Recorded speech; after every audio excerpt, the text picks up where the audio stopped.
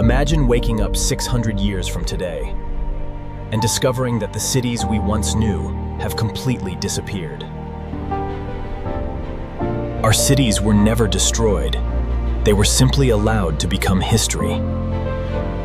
By the year 2600, every building had become part of the forest. Cities no longer waited to be repaired. They healed themselves. The greatest computer on Earth was invisible because the perfect city never needed to announce itself. The loudest sound in the city was no longer traffic. It was nature. The city never stopped moving. It simply moved where no one could see it. Humanity had not covered nature with cities. It had lifted nature into the sky. The cities of 2600 consumed almost no fossil fuels, yet they shone brighter than any city in history. The greatest achievement of the 27th century was not building bigger cities. It was making them disappear into the living earth. By the year 2600, cities no longer stood beside nature. They had become nature. Every tower had become its own forest. Every neighborhood, its own ecosystem. Buildings no longer resisted the environment. They evolved with it every single day. Most citizens never realized that billions of invisible helpers protected the city every second. The smartest technology was the one you barely noticed. Hospitals had transformed from places that treated illness into places that quietly prevented it. Education was no longer confined to classrooms. The entire city had become a place to learn. The city's true foundation was invisible, a second world quietly sustaining the first. Even nightfall had been redesigned to protect both people and the natural world around them. Humanity's greatest city was no longer measured by its size, but by how perfectly it lived with the planet that made it possible. By 2600, traffic jams had become one of history's strangest memories. Owning a car became unnecessary. Transportation simply arrived whenever you needed it.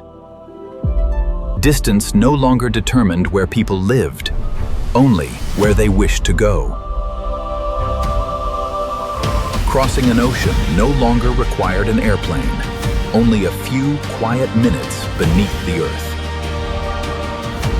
Goods moved through the sky with such precision that shortages had become almost impossible. Leaving Earth had become as simple as riding an elevator. The journey itself had become so effortless. People rarely thought about transportation at all. The fastest route across Earth briefly left the planet behind.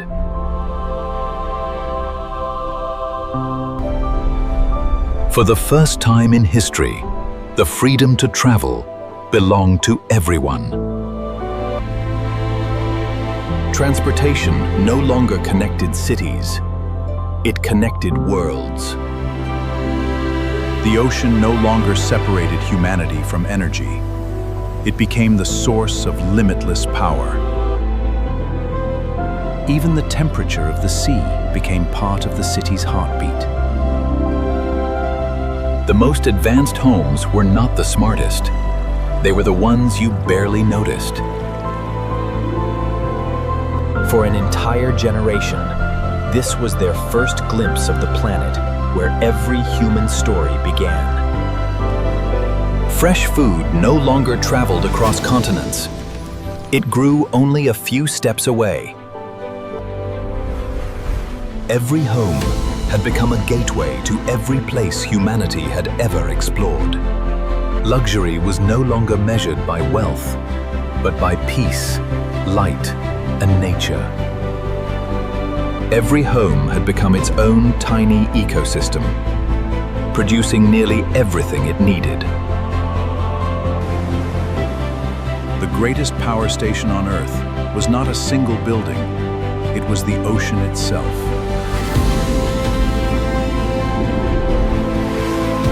The city did not consume the ocean. By the year 2600, humanity no longer feared the rising oceans. It chose to live upon them. The foundations of these cities supported more than people. They supported entire oceans. While people moved through the skies above, the city's lifelines flowed silently beneath the sea. The deeper humanity explored the ocean, the more extraordinary life it discovered. The city's foundations became one of the richest ecosystems ever created by human hands. The city did more than protect the planet. Every day, it helped heal it. Some cities looked toward the sea. Others looked toward the stars. The greatest cities no longer replaced wilderness. They protected it. Only by seeing every layer together could you truly understand the scale of humanity's greatest floating city. It was not steel alone. It was humanity's decision to build. By the year 2600, Earth had become more than a planet. It had become the heart of an interplanetary civilization. For the first time in history, humanity spoke with one voice while celebrating countless cultures. Knowledge had become humanity's greatest shared resource. Technology united humanity, but culture gave that unity its soul. Earth had become the greatest shipyard humanity had ever built.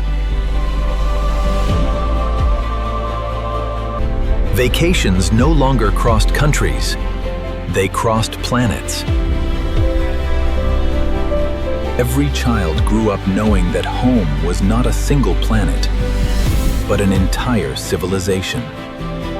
Night no longer separated humanity. It revealed just how far humanity had already traveled. Humanity had finally built a city that did not fear the sea, because it understood it. The future belonged not to those who conquered nature, but to those who learned to live in harmony with it.